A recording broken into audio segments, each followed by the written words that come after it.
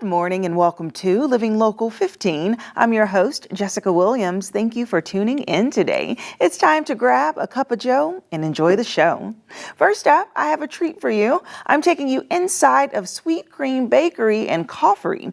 They have been around for 5 years, offering up cookies, cupcakes, cakes, and so much more. Today, I'm going to learn more about them and also learn some cupcake decorating skills. Then Visit Fort Wayne joins me in studio to discuss their event, How to Be a Tourist in Your Own Hometown. That's taking place this Sunday, and it's a great opportunity to explore the great city of Fort Wayne. And then a little bit later, it's Women's Wealth Wednesday with Foster Financial, and we're continuing our conversation about spousal inheritance planning. That and more happening now. Fashion, food, and fun. You're watching Living Local 15 with your host, Jessica Williams.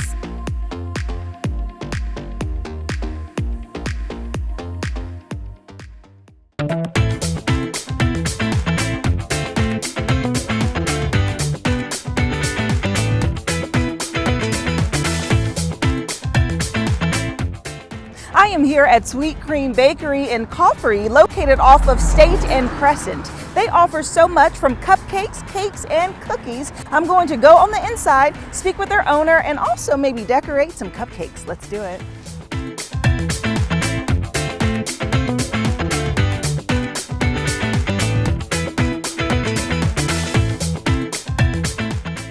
Joining me now is Sophie Drummond, the owner here. Hello. Hi. How's it going? Good. How are you? Good. Okay, so you have this fabulous bakery that's so cute and quaint, and you provide so many items. We most recently got to experience your cupcakes for our 400th episode. You made that beautiful display of 400 cupcakes. Thank you so much for that. I'm so glad to help you celebrate. It was a blast. Yes. Okay, so start off by giving us an overview about your bakery. Yeah, so we're a cake bakery.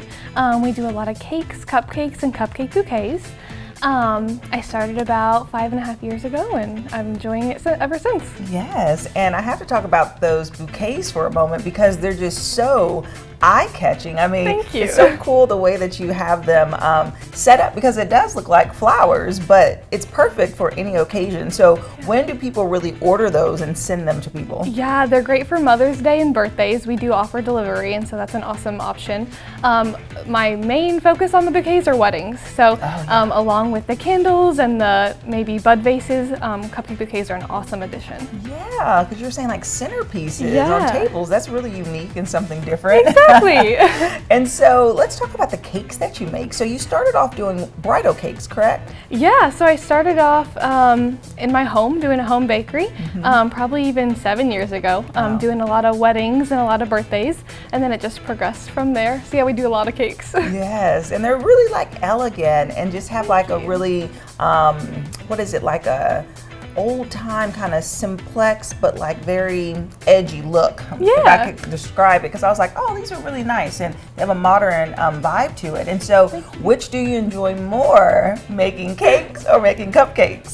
So I don't do too much baking anymore. I do a lot of decorating, and so I think the cakes probably. I get to combine trends and people's ideas and my own ideas and really make art, so it's really a blessing. Yes, okay. And so in addition to that, you do, I know you do different catering, like you said, you deliver. Yeah. But when people come in and experience your coffee shop, what type of vibe would you say this environment is? Yeah, I wanted it to be homey. I have a couple couches. I have a prayer wall so people can fellowship together, meet each other in the neighborhood. So yeah, I think it's a homey spot to come. Yes. Okay. So we have to talk about, in addition to it being a bakery, it is a coffee. It is a coffee. Yes. So tell me, what is a coffee? A coffee is just a little coffee shop inside a Sweet Cream Bakery, and so we have a couple options like lattes, mochas, drip coffee, refreshers, fun stuff like that. And so yeah, it's cool to be able to serve a coffee with a cupcake. Yeah, it is. And you know, having a business for as long as you have, means that you're doing something right, and you get to fulfill your passion. So what made you become a baker? Like, where did you get your baking passion from? So I wanted to own a business since I was like 5 years old, and so I didn't know really what that would be. In high school, I started selling brownies, kind of illegally, but after a year, I got shut down. Not because what was in them. No, not at all, not at all. No, it was just that you weren't supposed to sell baked goods in school. Okay. So after that got shut down, after about a year, it closed one door, but it opened another, and so I just kind of learned from there. Yeah. That's great, and grew. And so where do you see yourself growing? Like, how do you plan on just evolving your business? Yeah, so it has recently evolved with the coffee, with the little coffee shop here. And I just plan on continuing to welcome in the local people who come in and serve them cake and keep making wedding cakes. Yeah. So yeah, just kind of doing what I'm doing, but helping more people than I am now. Yeah. And so let's just talk about that for a second. So when people come in, they can actually purchase goods that have been baked, right? So they can come in, they can walk out with baked goods. So let's talk about the catering. What types of groups or group sizes do you typically cater to, or that you want them to know that you are available for their events? Yeah, so we do a lot of corporate events and weddings. Those are two of our main groups that we serve, and then actually anyone. So if you wanted to order something a dozen or more, that would be a special order, but then other than that, you can just come in and grab less than a dozen out of the case. Okay, awesome. Yeah. Well, we're going to experience a little of what you do and what that looks like and have a little fun. For sure, awesome, I'm excited.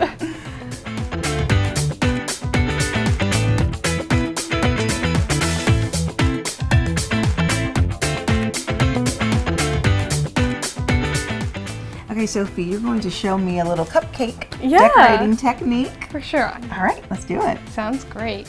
So we're going to start with something easy, probably stay like that, but we are just going to do a rosette. So we start in the middle. We're going to go around slowly to finish the rose off. All right, so you're going to make sure your buttercream's not too thick and not too thin. Oh, nice. Like that. Perfect. Yes. And then I'm going to do a two-tone rose with you as well. Okay. And I think that'll be pretty cute. Okay, awesome. Cool. Okay, so that's the initial. And so are we a two-tone? It starts off with the white at the bottom and then a different color on top? So it's going to have, on each swirl, it's going to have both colors. I can show you in 1 second here.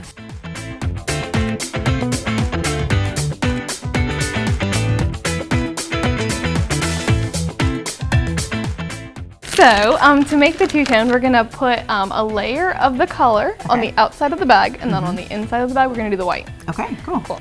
So we take a little bit of our purple. We're not gonna do too much. It's easy to go too much. And we're just gonna coat the outside of the bag, let that come through. And then on the inside, we're gonna do the white. Oh, okay. So I will prep this for you, and then you can go ahead and make that swirl. Okay. So yeah, you said just a little bit there. Yeah. All right. All right. And then, So I'm gonna do this one? absolutely, yep. Perfect. Start in the middle, slowly go around. Awesome, that's looking good. Okay, and so the next one, that looks good. We're gonna put sprinkles on that one. Okay. The next one, we're gonna come off at the end. Come off at the circular motion I didn't make it a rose. and pull up. I don't But it know looks what I great. It made. looks great. I made my own coffee rose. Yeah. Okay. Perfect. Keep coming around. And then pull up right there. Awesome. So yep, that looks great. Same exact idea, but we're just gonna, next time we're gonna go a little bit closer. Closer in, okay. But you're doing great. No, this is good. Give me the... Yes, exactly. You see that two-tone coming through? Yes, this is Perfect. Awesome. And then for this Yay. one, we have some sprinkles we can add. Okay. I love pearl sprinkles. Oh, I do too. Especially the white ones. They look so elegant. They do. Bam. Awesome. That's awesome. Well, thank you for helping me. Yes. Yeah. These are so cute. And just like that, we have some beautiful decorated cupcakes. Thank you for showing me your technique. And if someone is interested in learning more about your business or placing an order, where should they go? Yeah, so we have a website that's really handy with all of our products. And then we have Instagram and a Facebook to see all of our creations that we've done. To place an order, they would just give me a call. All right, awesome. Thanks so much, Sophie. All right, guys. Well, if you want more information about Sweet Cream Bakery and Coffee, we'll have their website listed below, and I'll see you after the break.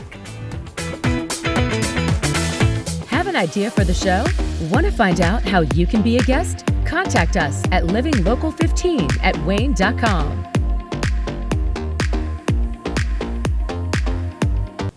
It's time to be a tourist in your own hometown, presented by Visit Fort Wayne. And here to share all about it is Erin, their digital content manager. Good morning, Erin. Good morning. Thanks for having me. Yes. Okay, so I can't believe it. 25 years? That's I know. Exciting. I know. It's amazing that it's been going on so long and just growing every year. Yes, absolutely. And so I just love when this event comes around because it's so fun. I mean, first off, look at these little passports that they hand out at local spots, or you can also print it from home. So tell us about this event and this nifty passport. Yes. So during Be a Tourist in Your Own Hometown, residents are invited to get out and explore Fort Wayne like a local or like a visitor. So you can visit 25 area attractions for free.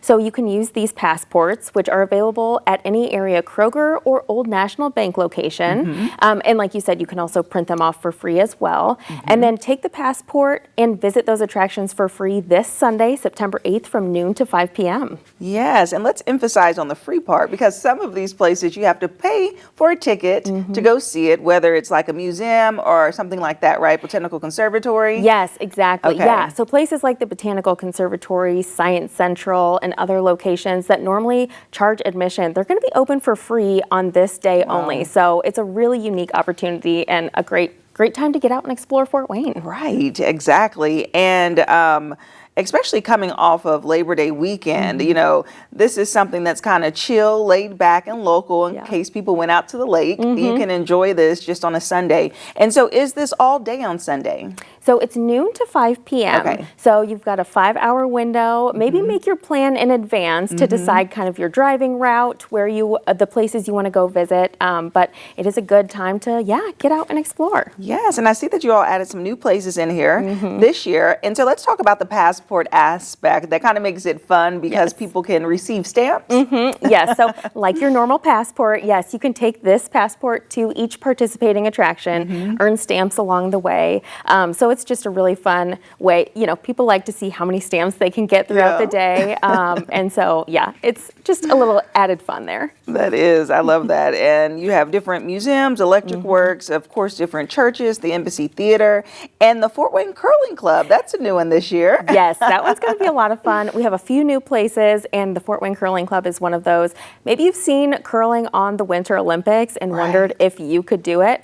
I've done one of their Learn to Curl sessions. It's so much fun. So be sure to go enjoy the Fort Wayne Curling Club. How did you do? Because I tried that here on this show and fell on my face a couple of times. Yeah, you know, after the falling, you kind of get the hang of it a little bit. But yeah. Awesome. Okay, so what else is happening this month in September? I mean, I know that this summer has been so busy, but I feel like every month there's still something to do. Yes, exactly. Yeah. So, I mean, I can't believe it. We're heading into fall here. So our fall festivals are kind of kicking off. The Johnny Appleseed Festival coming up in a few weeks here. That's always a favorite, kind of our unofficial start to fall here in Fort Wayne. But then, you know, looking ahead to October, we have Fright Night coming up. So just lots of ways to celebrate fall here in Fort Wayne. I can't believe it's already here. I know. Before we know it, those trees are going to turn and it's like, okay, cool breeze and pumpkin spice everything. Yes.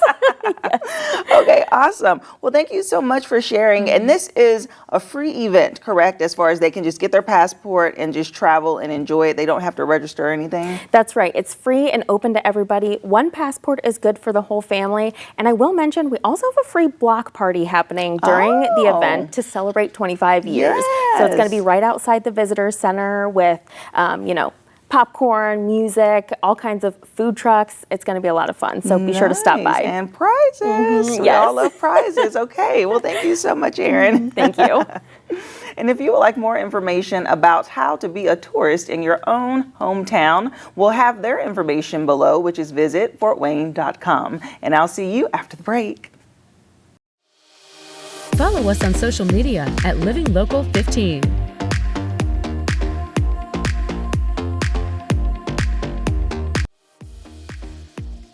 This segment sponsored by Foster Financial. Welcome to Women's Wealth Wednesday, where we provide you with financial advice about retirement and investing specifically for women. And joining me today is Foster Financial's Vice President, Caleb Doan. Good morning. Good morning. How's it going? It's going well. How are you doing? Good.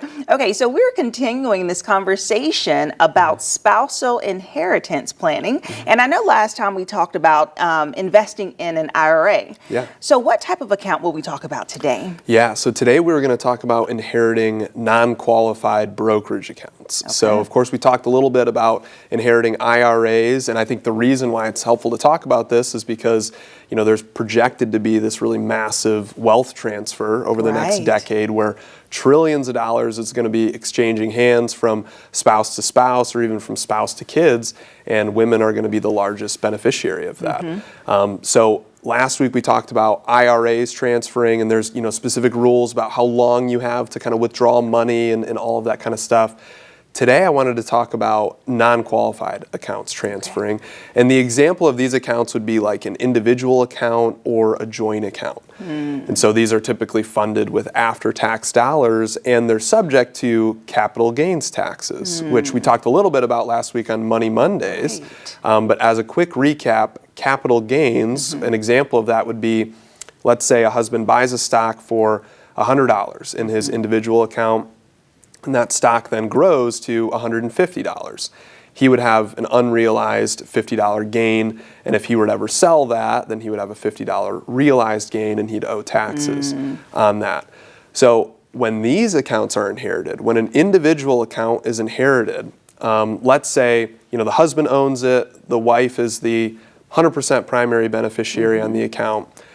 When that account is then passed to her, it gets what's called a stepped up cost basis, which is a huge benefit for the inheritor. Okay, what does that mean? Basically, it means that for her cost basis, what she paid for the stock, is considered to be the exact same price as the day that she inherited it. So the husband, he paid $100 for it, it grew to $150. When she inherits it, it's as if she had paid $150 for it.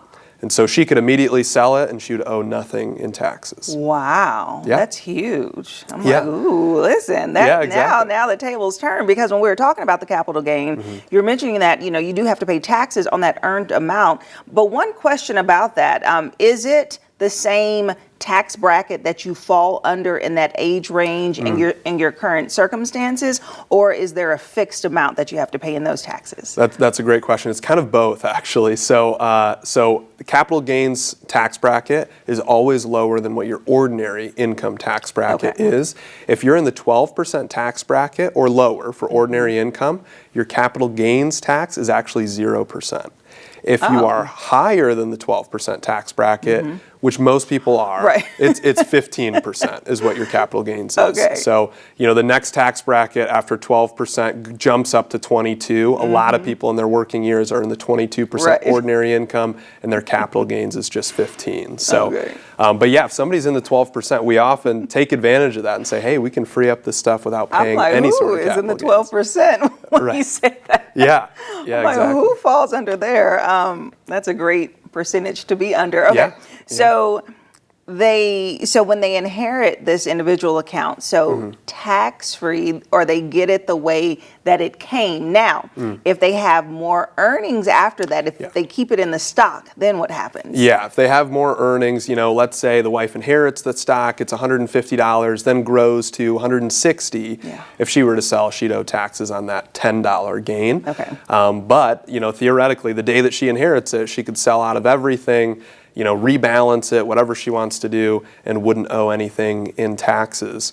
The really unique thing that I think most people forget about or kind of gets pushed away is if you have a joint account. Right. So I was going to ask, so what happens in that case? And that would be a joint where both the husband and the wife are both owners. Yeah. So what happens then? Yeah, that's a great question. So basically, let's say both of them bought that stock for $100, you know, however many years ago, it's now $150, and then the husband passes away. Those joint accounts, just the surviving spouse just retains the entire account. You get a 50% stepped up cost basis. So your cost basis instead of 100 would go up to 125 in that scenario. The really important thing to remember though is that this doesn't happen automatically. When it's an individual account going to a new beneficiary, an entirely new account has to be established because that individual account was in somebody else's name. It needs to go to the beneficiary. And so typically brokerage firms will automatically give you that stepped up cost basis. When it's a joint account, the account doesn't need to change hand. It stays in the same account number, everything. And a lot of times brokerage firms won't automatically give you that stepped up cost basis or that 50% step up. You have to request it. And very few people know about that step up in cost basis. And so of course they don't know to actually request it. Wow. And so There's then if so they many little nuggets. Oh yeah. There's so many little, what is it called, when you just have to kind of go around about to get all your benefits. Right, I know. You have to Yeah. kind of advocate for yourself and know a lot of these things. And so, I mean, it's often where we'll have a new client come to us and, you know, they'll say, hey, my husband passed away a couple years ago, left me this account. I'm not really sure what to do with it. And we'll see that it never got that 50% step up. And so we'll go back and help them with that and then save them a lot in taxes over the course of their life. Yeah, good stuff. They got to start planning now, though, to get all the benefits. Yeah, absolutely. All right, thank you so much, Caleb. Yeah, thank you. And if you would like more information about Foster Financial, we'll be sure to have their website and phone number listed below to give them a call, and we'll be right back. This segment sponsored by Foster Financial. Living Local 15, proudly driven by the Kelly Automotive Group.